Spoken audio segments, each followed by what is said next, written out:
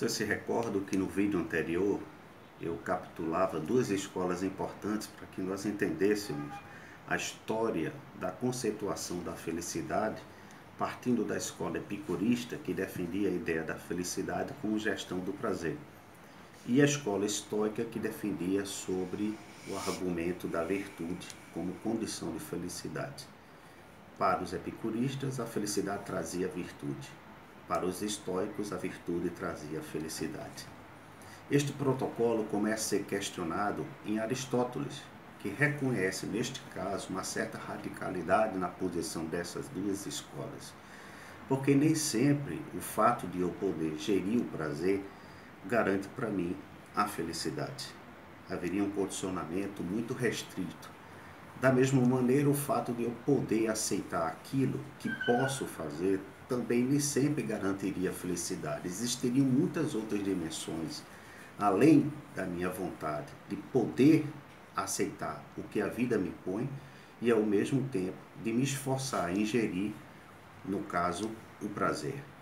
Aristóteles propõe uma terceira via, que seria justamente a via do acaso, ou de outras dimensões, como os bens materiais, os dotes intelectuais, a saúde e muitos outros recursos que iriam complexificar o conceito de felicidade ao longo da história. Então seria praticamente inapropriado pensar que a felicidade garante virtude, como virtude nem sempre garante felicidade por conta da dependência do homem de realização de outras necessidades e, além disto, de estar sujeito ao acaso, ou seja, várias outras condições que escapam ao seu controle. Entramos aí numa dimensão muito delicada que o Kant abre, no caso, com a sua revolução da modernidade, o conceito de que a felicidade não necessariamente estaria atribuída à virtude por uma razão simples. Há corruptos, por exemplo, que são muito felizes e não são virtuosos por consequência. Naturalmente, podemos pensar que muitas pessoas virtuosas nem sempre são felizes. E aí o Kant racionaliza sobre isto, dizendo que na Terra, dentro da limitação humana, não seria possível a realização dessa felicidade em plenitude. Teríamos que pensar uma felicidade como trajetória. E aí ingressamos no outro elemento também muito importante, questionado por Kant e ao mesmo tempo por Aristóteles, que é o desejo. A partir de uma ideia de Arthur Schopenhauer, quando ele fala do pêndulo do desejo, que a própria essência do desejo, que caracteriza a essência do ser humano, é a sua mutabilidade, a sua flutuação, do tipo, no momento que nós desejamos uma coisa e a temos, deixamos de desejar. E voltamos a desejar justamente o que nós não temos, caindo no ciclo ininterrupto de insatisfação contínua. Sendo assim, o ser humano parece, então, não condicionar essa felicidade à realização dos seus desejos, uma vez que sua natureza é sempre mutante. O próprio Spinoza conceituaria a felicidade como uma habilidade que o ser humano teria que entender as forças da sua natureza ao invés de reprimi-las, do tipo, a alegria seria a busca de uma perfeição menor para uma perfeição maior. Ao mesmo tempo que a tristeza seria a busca de uma perfeição, no caso, maior para uma perfeição menor. No entanto, diria Spinoza, que a felicidade estaria concentrada na capacidade do homem entender as causas que o entristecem e buscar na alegria aquilo que o potencializa. E ele relaciona a experiência da alegria com a experiência do amor. Se tu fazes aquilo que tu amas, tu te alegras. E tu somente vais se alegrar daquilo que tu consegues se identificar afetivamente. Seria uma das pistas para podermos entender a provável conciliação de uma felicidade num mundo que não tivesse condicionada apenas, na versão kantiana, a uma felicidade através da religião ou fora da terra. De certo que todos eles entram num certo consenso. A virtude ainda é o primeiro passo para poder realizar essa felicidade. Mas ainda assim, pensando em outros teóricos também de muita relevância, como por exemplo Thomas Hobbes e o Blaise Pascal.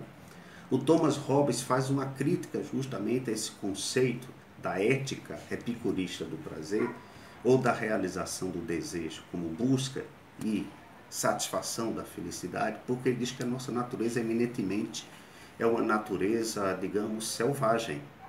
Quando ele lança a sua proposta de contrato social do lupus homini lupus, ou seja, o homem é lobo do homem, ele pressupõe justamente a ideia de que a natureza humana, mais do que buscar o prazer como princípio de felicidade, busca o poder. Então a teoria do prazer é substituída pela teoria do poder. E este poder estaria adstrito justamente a este desejo que nunca se realiza pelo seu caráter flutuante. Então, de Hobbes, passando agora para Blaise Pascal, nós entendemos que neste teórico também, filósofo, temos um aprofundamento bastante, diríamos, iluminado. O Pascal chega a entender que não seria possível essa realização da felicidade plenamente nos moldes do controle da mente humana sobre a vida, mas naquilo que o ser humano pode fazer. Ele traz uma ideia interessante.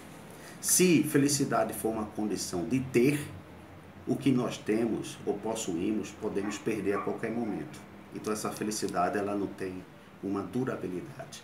Se for do ser, submeta um homem a ficar 24 horas dentro do seu quarto.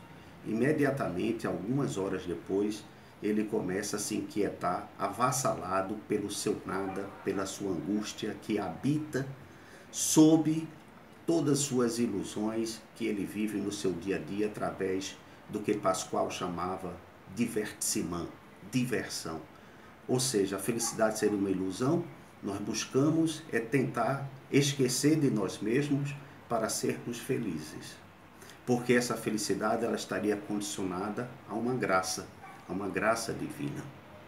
E aí, Pascal, tentando equacionar o problema da felicidade, propondo justamente que o ser humano potencialmente incapaz de realizá-la, ele salta justamente para esse entendimento que a diversão é necessária, mas não como fuga, mas como desvio. E o ser humano deve, de vez em quando, parar e refletir e entender.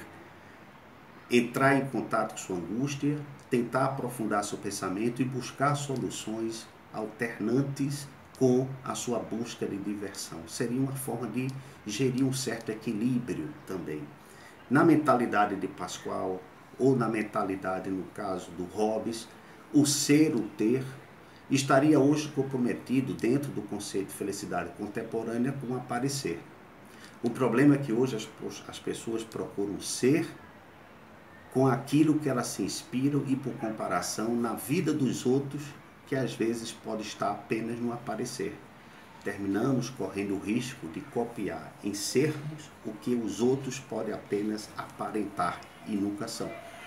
Então nós não temos hoje apenas a dialética ser ou ter, temos também a questão do aparecer, e isso poderia ser equacionado de uma certa maneira, trazendo aqui o suco da nossa reflexão final, que seria o propósito, talvez, de entendermos um certo conceito relativo de felicidade, que não poderia ser usufruída unicamente no mundo. Imaginemos você procurar ser feliz quando você sabe que parentes seus estão sofrendo.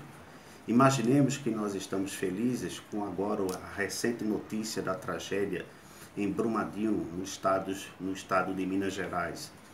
Nós não poderemos pensar numa felicidade tão ampla.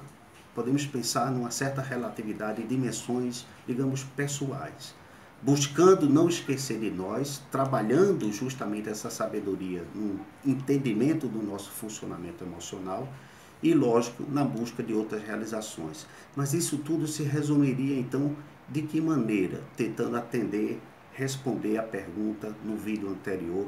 Será que a busca desenfreada, neurotizante que está sendo imposta às pessoas a todo custo serem felizes, e essa felicidade está sendo mediada justamente por critérios bastante, digamos, anti-humanos na concepção destes filósofos aqui que eu citei?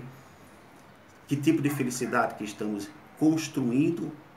Ou talvez porque estamos entendendo que essa felicidade que estamos construindo ela não está coerente com a nossa realidade, com as nossas condições, justamente porque estas nos impõem justamente um encontro com a nossa fragilidade íntima. E aí, talvez a questão recaia no ser, já que nós temos essa angústia profunda e temos que encontrá-la, temos que entender isto em nós e não negá-la. Temos que não apenas nos limitar ao ter, muito menos saindo do surto midiático atual sobre a ideia do culto ao aparecer, mas seria talvez a ação. E que ação seria esta? E aí eu recaio na metáfora de Mário Quintana. Continuar cultivando nossos jardins, esperando que as borboletas venham, porque a felicidade talvez seja essa entidade tão frágil que, se nós a contemplamos com tanto ardor, ela escapa de nós. Seria fazer aquilo do dia a dia, na simplicidade do nosso cotidiano, o máximo que nós pudermos, com o prazer potencializado, e ao mesmo tempo entendendo o cumprimento de uma vida ética, fazendo a nossa parte, nos libertar desses conceitos imperialistas da felicidade, cultivando cada dia o nosso jardim e deixando que as coisas venham naturalmente. Ou seja, a felicidade é muito mais aquilo que você faz e não espera dela, e que talvez ela surja como premiação.